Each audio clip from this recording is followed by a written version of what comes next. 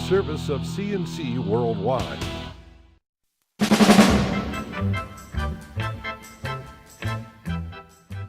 The Daily is a service of CNC News brought to you by the Greece Chamber of Commerce, providing more than 800 area companies with business solutions since 1984. The man whose motorcycle struck and killed a Fairport High School teacher last year has been sentenced to the max. Mark Skirbo will serve 7.5 to 15 years in prison. And Meghan Merkel, whose car hit Heather Boyum after Skirbo's motorcycle flung her into the road, was sentenced to a year of jail time, counting time served. She got a 1-year conditional discharge and a $1,500 fine. Both apologized to the Boyum family. The two had been partying together using alcohol and drugs before the accident on Route 250 in Penfield. Merkel was driving her car. Skirbo was on a motorcycle, popping wheelies and passing the car on either side.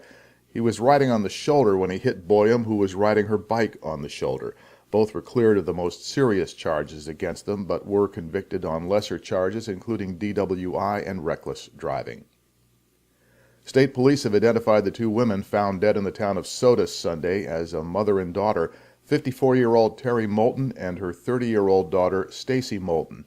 Both were found dead after going to the home of Sean Yeager on Route 14 in Sodus, where they were taking care of the homeowner's cats while he was out of town. When they failed to return after a considerable time, family members went looking for them and found the bodies inside the house. A fire had also been started inside. Investigators say they found signs of forced entry at the home. They believe the two women may have walked in on an intruder who had broken into the house. They're looking for a dark blue, mid-sized SUV, possibly a Mercury Mountaineer, which may be involved in the crime, and asking anyone who may have information to call state police at Lyons. The Wayne County Sheriff's Office says a body believed to be that of a missing boater was found Monday in Sodus Bay. Divers found the body just before noon in the same area near Eagle Island, where 40-year-old Tony Weaver of Lyons was last seen to fall off his boat on Sunday afternoon. Weaver was fishing when he went overboard in more than 20 feet of water and didn't have a life jacket. Boaters who saw the accident couldn't reach him. The U.S. and Canadian Coast Guards are searching Lake Ontario for a Rochester man last seen on Saturday afternoon. Scott French went missing after leaving Sodus Bay in his 32-foot sailboat around 9 in the morning. Media reports say the boat ran aground on the Canadian side Saturday afternoon. French's license and money were still aboard, and there was food and ice in the cooler. Boats and aircraft are searching north of the bay. Two men are recovering after a double stabbing on Frost Avenue Monday night. Rochester police aren't sure what caused it, but they say it happened after a fight. Both men are being treated at Strong Memorial Hospital and are expected to recover. Rochester fire investigators, meanwhile, are looking into the cause of two fires on Central Park. Firefighters arrived late Monday night to find a fire burning on the sidewalk. Across the street, another small fire was burning inside a 4-unit apartment building. Both fires were quickly put out. Everyone was out of the building safely by the time the firefighters got there. Rochester police say a 57-year-old man killed early Sunday morning was hit by a stray bullet while walking his dog. Alan Hutchinson was shot on Lynette Street and died about an hour later at Strong Hospital. Police are asking anyone with information to call 911.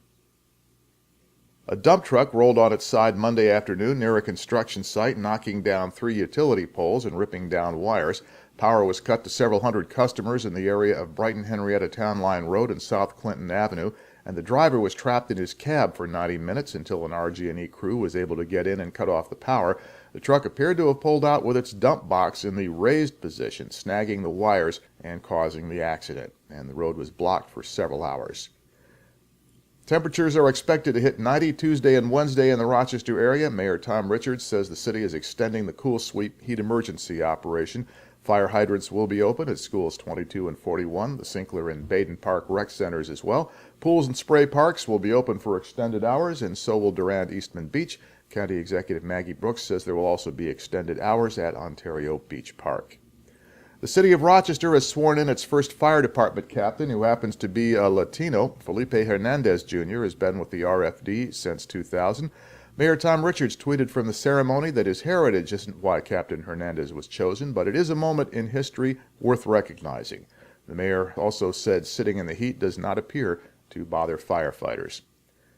To the left of the player window are links to these and other stories. At the bottom of the page, links you can use to post news and information directly to us. Next News Podcast is As It Happens. Updates are as necessary. I'm Bud Lowell, CNC News.